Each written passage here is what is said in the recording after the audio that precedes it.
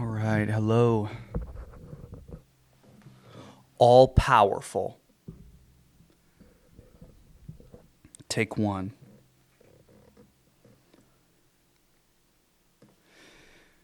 Welcome back to Chapel Youth Chat. We're in this series currently where we're talking about all of God's attributes, who he is, what makes up his character, how we can trust him, and what this means for us. In our first episode, we talked about God's eternal quality, his eternal nature. Today, we get to talk about this aspect of God that he is all powerful. And sometimes this idea that God is all powerful gets combated, it gets challenged. People don't like to say that God is all powerful simply because they see too much evil and suffering in the world, and it's hard for them to fully understand or comprehend that reality. There's just a couple of verses I want to share, even though there are so many verses that talk about God's all-powerful, omnipotent reality. But I'm just going to talk about a couple in the Old Testament, a couple in the New Testament, and then we're going to unpack this a little bit today on this show. Genesis 18:14 says this, "Is anything too hard for the Lord? I will return to you at the appointed time next year, and Sarah will have a son. Is anything too hard for the Lord?" God's the God of the impossible. We can trust that there is nothing too hard for the Lord, right? There is nothing too impossible for him to complete. Job 42, chapter 42, verse 2 says, "I know that you can do all things. No purpose of yours can be thwarted." Job recognizes that nothing can stop God's will. No purpose of God's can be thwarted, which is why we can trust in God, and why we also know that God is a good God because his purposes are good. And we know that we can trust this. Let's jump to the New Testament. Matthew chapter 19, verse 26 says this, "Jesus looked at them and said, 'With man this is impossible, but with God all things are possible.'" In this, Jesus affirms that God's power surpasses human limitations. We know, being human beings, quite literally, not everything that we wish to do, that we think we can do, is possible. Yet we have this capacity to think about impossible things that we can't do. You ever wonder that? Like, why can we even think about things that are impossible for us to do? It must mean that there is a God who is capable to do what we think about, even if we can't get it done in our own power. For instance, we can think about the possibility of us lifting up Mount Everest. We can think about that reality, yet we know it's entirely impossible. But in reality, God is able to do that impossible thing we may not think we can do, which we can't, but God can. Another one from the New Testament is Ephesians chapter 3, verse 20. This is from Paul. "Now to him who is able to do immeasurably more than all we ask or imagine, according to his power that is at work within us." In this, we see God's power exceeds our imagination and is active in believers. The power of God exceeds our imagination. We can't even fully comprehend and fully understand all of the power that God has and all of the things that he is able to do. There's a lot of different Bible verses I could pull from. There's different contexts we could look at in the scriptures that talk about God's power. But we have to understand God has the power to quite literally do whatever he wants to do. Here's a big question that comes up. If God is all powerful, why doesn't he exercise that authority more frequently? Why doesn't he intervene in creation? Why doesn't he stop all the pain, all the hunger, all the starvation, the natural disasters? If he is truly all powerful, why does he choose to remain silent? God can't be all powerful if these things take place. And first and foremost, I will say this.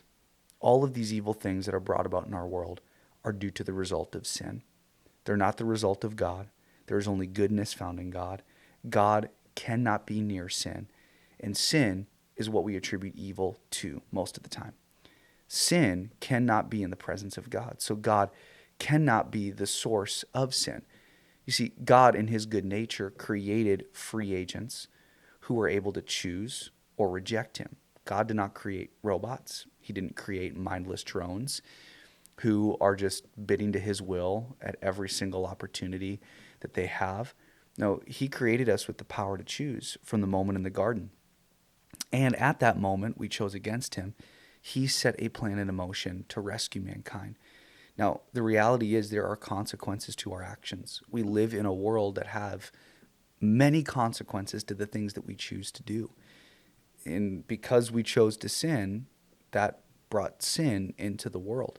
And every single one of us has chosen that sin. Every single one of us is under the curse of sin. And because we choose sin, there are consequences of that sin. Paul talks about creation groaning for us to receive our perfect bodies once again. Creation groans for the coming of Jesus. This is where we can see the reasoning and the force behind all of the natural disasters that happen in our world, the destructive forces that take out human beings at will. Creation is tainted by sin, but it's because God allowed his creation to choose him or to reject him. He was going to give them that option, and he's given every created being that option. Even just think about Satan, who was once Lucifer in heaven, fell from heaven like lightning. He was given that option as well as the angels that went with Lucifer, now known as Satan. So we see that there are very real realities for why we experience hardship, pain, and suffering in this world. It's not because God is manipulative or he loves enjoying seeing what's taking place in relation to suffering and pain in this world, but it's because he's given us a choice.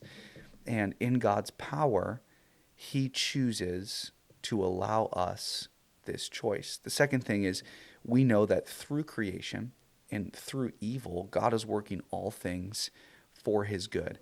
We know that evil happens and God has no participation in that evil. God has no participation in sin because he cannot be sinful.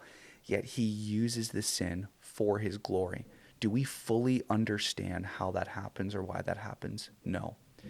It's exceptionally important to know that if somebody is suffering and they're suffering innocently, it's important that we don't come to them and say, God has a purpose for this. God is going to work this. In the despair of our suffering, that's not something that we necessarily want to hear.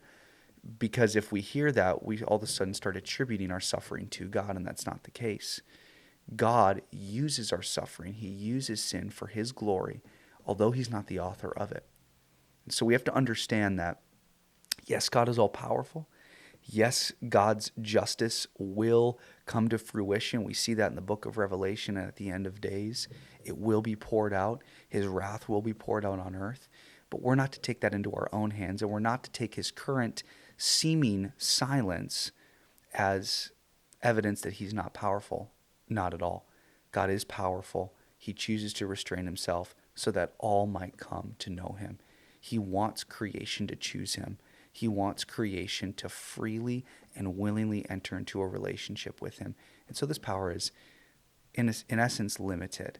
And he does allow evil and suffering to take place on this earth, but it's really out of his grace, because we will see his power and might on full display in the future when he comes again as the lion instead of the lamb. I hope this helped. If you have any questions, shoot us a message, make a comment of something that you'd like discussed in a future episode. Have a great day.